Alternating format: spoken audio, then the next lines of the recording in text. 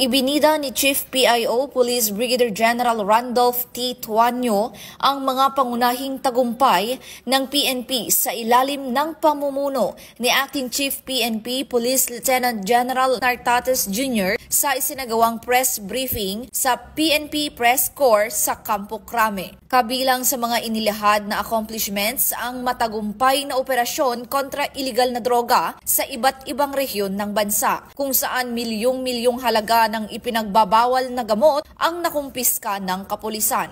Sa panayam, binigyang diin din ni Police Brigadier General Tuanyo ang mas pinaigting na kampanya ng PNP laban sa kriminalidad, partikular sa iligal na droga, na nananatiling pangunahing layunin ng pamunuan ni Police Lieutenant General Nartates Jr. Ang lahat ng ito ay patuloy na pagsisikap ng PNP na tiyakin ang kaligtasan ng ating mga komunidad.